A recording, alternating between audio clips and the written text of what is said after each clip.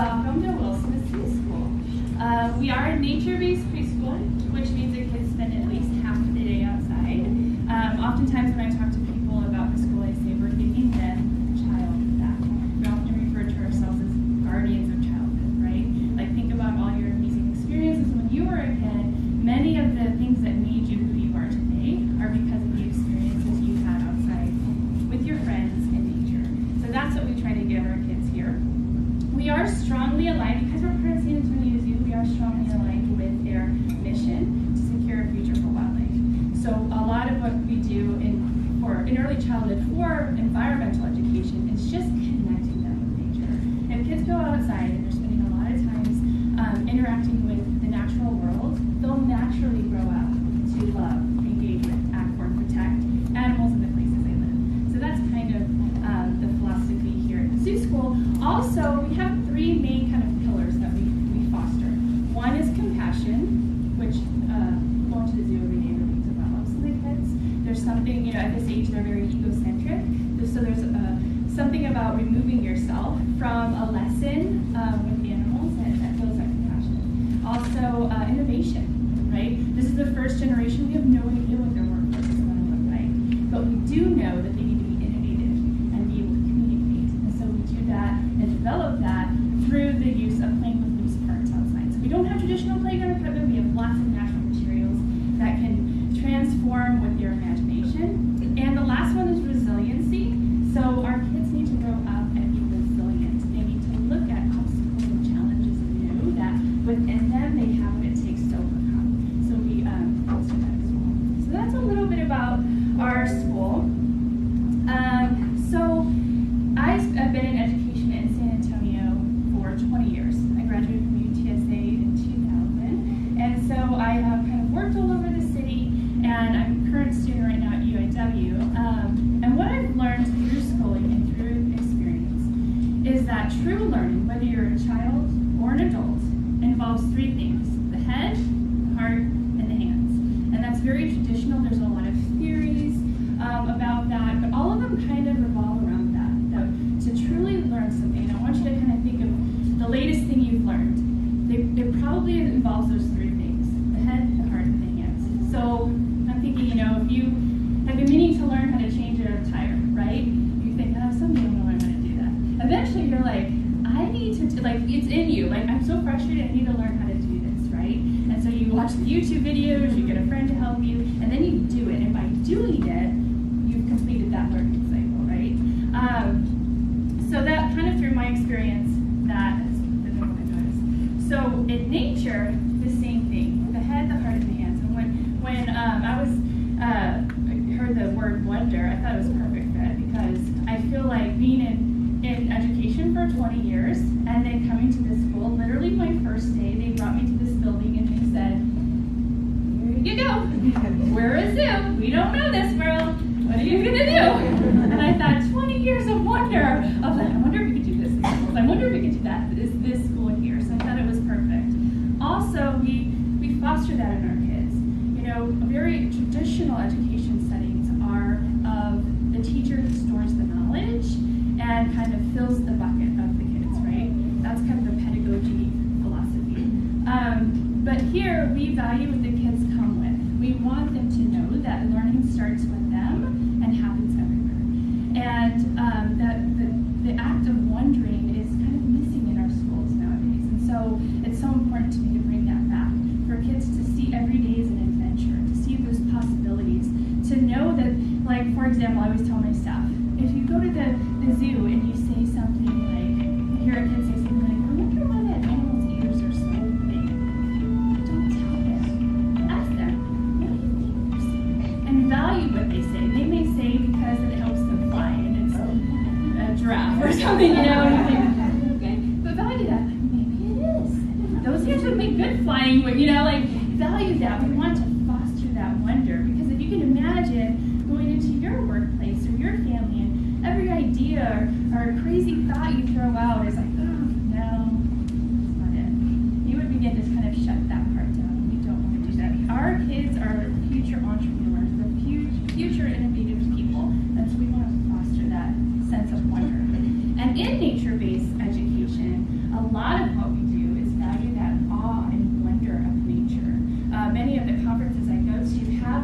the sessions, the breakout sessions where you learn a lot of stuff. But a lot of it is just, they take us out into nature and remind us that it's beautiful. And there's this sense of awe and wonder that's so important in there. So awe and wonder really transformed us.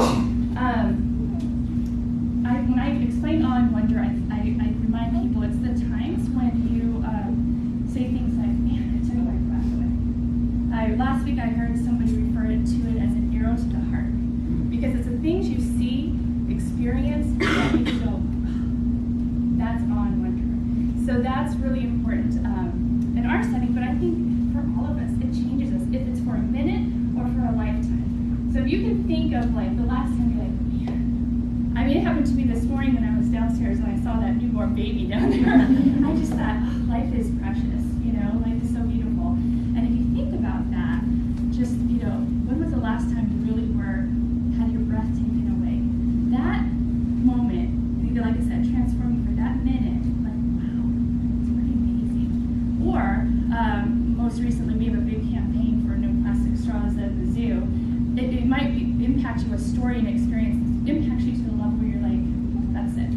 Lifestyle change, no more plastic straws. So it transforms you. It's something that really changes you. So I'm going to start with awe, because in talking about the learning kind of evolution of engaging the head, heart, hands, awe is the heart, okay? And so awe is presence. It's a moment. This picture right here is one of our dads. He came to play some music for the kids. And you can just kind of tell the way they're sitting in their attention that they're just in awe. They're in that present moment right then of listening to him play the music, and it's an experience that's transforming them. You know, none of them, and these are all 3, 4, 5-year-olds. They're sitting still for a long time. Like, that's one thing. But you can even tell just by the way they're sitting. They're not thinking about their zoo walk that morning or lunch outside. They're not thinking about when they're going to go home, what they're going to eat for dinner. They're in that moment. They're just so present, right? And that's a term that many refer to as liminal space, where you're just focused in the moment, and it almost feels as time stops. And when I think of that, I often think of the ocean. Like when you're been out in the ocean and you're kind of riding and floating on the waves, you feel that pull back, then there's that minute, and then the waves push you in. To me, it's that moment where it just stops, where it's just you're present in the moment, and that's awe. And there's been so much research on the benefits of awe. A lot of it states that when you're experiencing awe, you're realizing and feeling that you are a very small piece of something so much bigger than you. So if you think about last time you saw a beautiful sunset, or if you've been to the Grand Canyon, or you look at a precious little baby, right? You think, man, I am little in this huge thing called life. And it actually has been proven to show that people become more compassionate to others when they experience awe. So it really does transform us, which is beautiful. So if awe is presence, wonder is progress.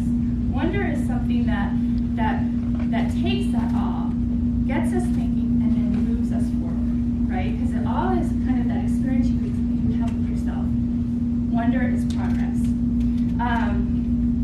So like I think of like when you wonder things, like I saw the other day, it was so neat that someone came up with a street light that's on the ground. But when I read it, it made sense, and I always think about like, how did this start? How did this begin? And it got me thinking, like, I bet you this guy was in his car, he was looking at his phone, and he heard a honk, and he's like, oh, we're great, we gotta go. Sorry, just look at my phone for a second. And he probably started thinking, every time, right when I look at my phone, that's when it turns green, someone starts honking at me. I wonder if there's a way that they could put the lights on the ground, so if I'm looking at my phone, I can see the light change. That's progress, right? That took something that's mundane, part of our everyday life, and it took one person to say, I wonder, to make such a huge impact. Like that's once it comes here, that's going to be amazing. Also, in this day and age, we have this limited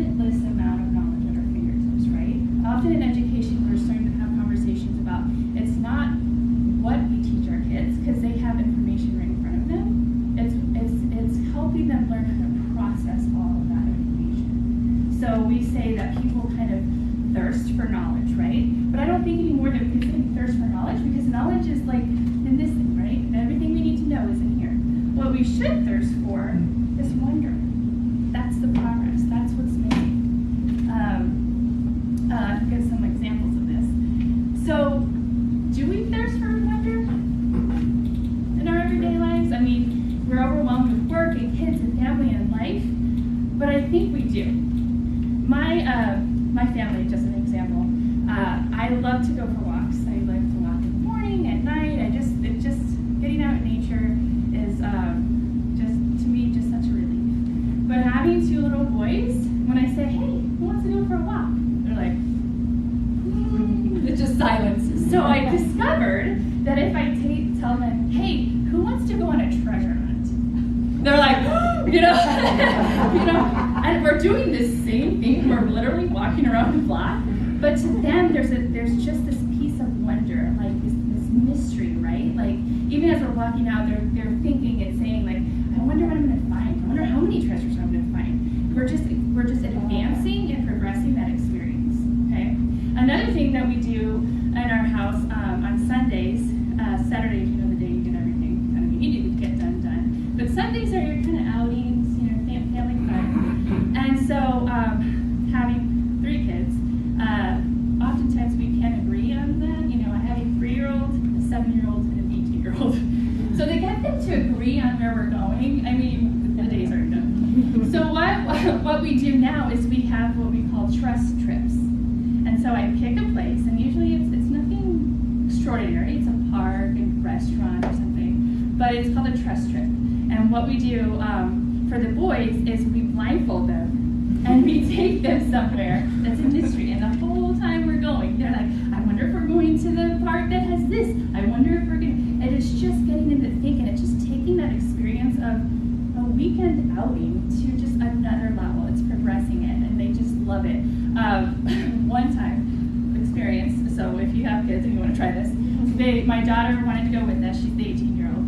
And she wanted to drive in her own car. And so, of course, the boys wanted to ride with her. And she has a Jeep, and the top was off. And so as we're driving, I'm like, and I see them because they're next to me, I'm like, I wonder if people are concerned. 2 young boys blindfolded in the back. But we made it there without the cop showing up. But yeah, it just takes it, like I said, an experience and makes it, and then it just fosters that in our kids, right? From then on, they'll always try to take an experience and make it even better. I kind of started thinking, like, I wonder if adults are like that. Do we crave, because we're busy, right? Do we crave wonder? And I started finding some travel agencies that embrace wonder. So what they do is they ask you your interests, what you like to do when you're on vacation. They ask you about your budget, and then they book your whole experience, your whole travel experience, and it's a surprise. The destination, what you do, is a surprise. And this is the thing, like I found several companies that do this. It's a surprise destination trip. So I think even as adults, we love the mystery and wonder of some experiences that are mundane, like going on a trip. So I thought that was really, really neat. Okay, so I have a little assignment for you guys, real quick. I want you to think, we're going to try to sprinkle some wonder into your day. I want you to think, and these are some tires that one of my coworkers brought in. She's like, I don't know what they're going to do. They were on the side of the road. And rolling down tires uphill is like, the joy never stops. But I want you to think about where you're going, what you're doing after this event. Whether it's work, or you have an errands to do, I want you to think about that. You're going to turn to a partner, and one or both of you, depending on your comfort level, can share that. And then I want you to start a sentence with, I wonder, and see how you can transform that experience. So for example, if you say, I'm going to run over and take my son some lunch at camp, I wonder if they'll let us take it outside and maybe picking under a tree. Like, just take whatever you're going to do next and add the, oh, bless your heart, little bird. The bird just went, I wonder if he's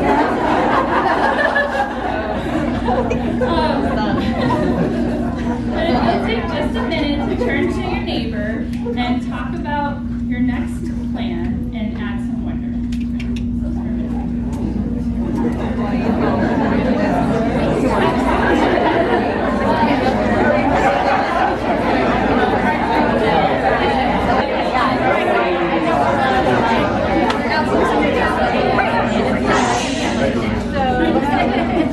Let's y'all have to stay in here. I think this social, like y'all are beautiful. Anybody want to share? I'm just like, maybe get something to usually what happens actually is they get kind of stunned, and it just takes a while to, into a window, I think it takes a minute to connect. But what's kind of neat about that is they'll just sit, until they're there. And so all of us are just around a bird and we get to see it from different angles than we usually can, so it's for us. To their regular flying routine. But all right, is something else? Yes. Actually, I wanted to test months ago, so I'm gonna go over there because I've been wondering how much I'd actually go to sport. Today is actually World Giraffe Day. And doing some great things. A friend of mine sent me a picture of a giraffe dress, and so I went and got it. So immediately after this, I'm going to put that on. I put it on this morning, and it's giraffe print from head to toe. And I thought, too much. Are these people going to think, man, those zoo employees are intense? But yeah, there's lots of fun things happening at this too, so I hope we can go. All right, so wondering is fun, right? It's exciting. It's something new to our day.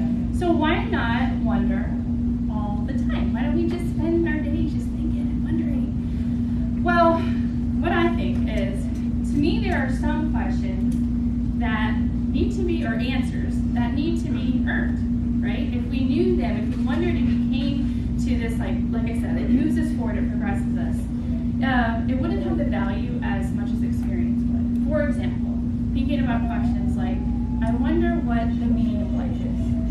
I wonder what makes a good marriage. I wonder what success looks like.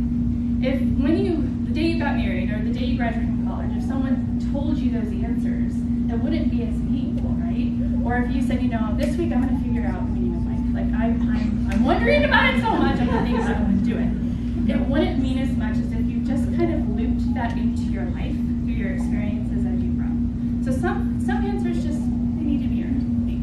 Also, I think it would be pretty exhausting, right? If like every mundane thing you do throughout your day, you're like, I wonder if I can get to work faster. I wonder how we can eat in a new restaurant. I wonder, you would just.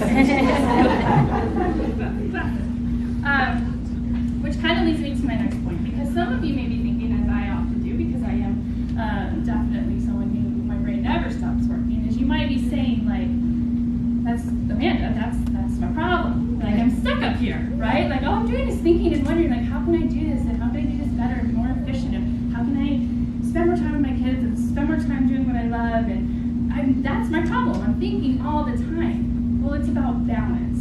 And so when we talked about the head, heart, and hands, and to me in this kind of conversation of wonder, living our life is what we're doing, right, with our hands. So if you're always up here, do you remember what this was? The off. So if you're busy up here and you can't calm down up here, go outside or look at this little baby back here. Find that place of wonder. Go somewhere that will make you experience that feeling of, man, I am a little piece of a part of something so much bigger and grander than myself, and that'll help ground you in that presence to help you calm this down. And the same thing on the flip side. If you're stuck here, or man, my life, I'm just stuck right now. I'm sad because of this. I'm frustrated with that. I'm just overwhelmed with my feelings that it's weighing me down. You need this. You need to start thinking and wondering.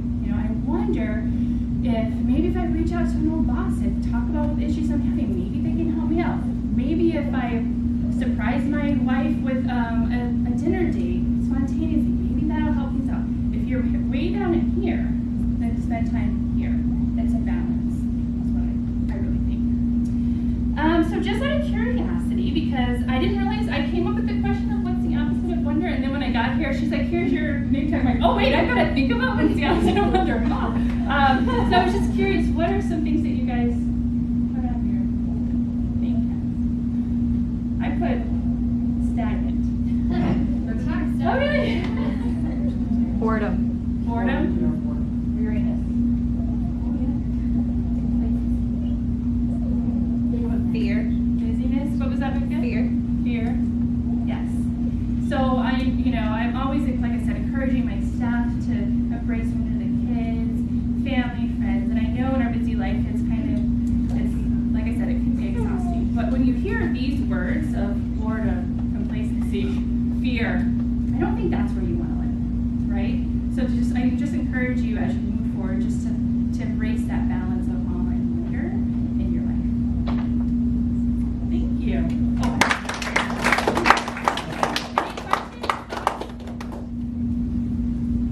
I was at a conference last week and she would always end it with, any questions, thoughts, statements, haikus? Oh my gosh.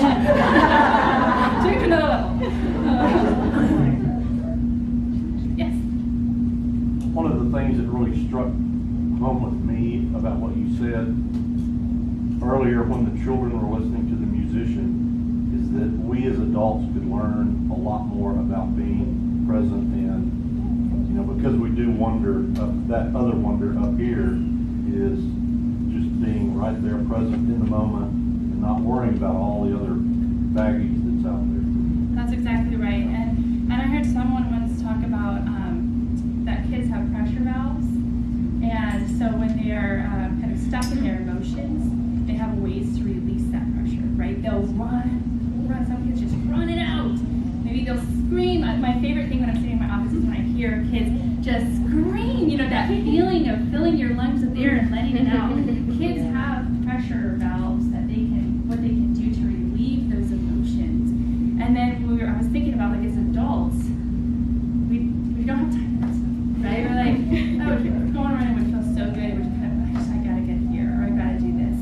And so a lot of times, unfortunately, as we turn to unhealthy ways to release pressure, right?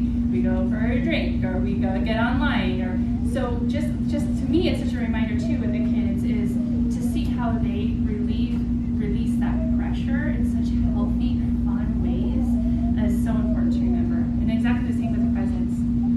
Quality over quantity for sure, especially with people we care about. Yes?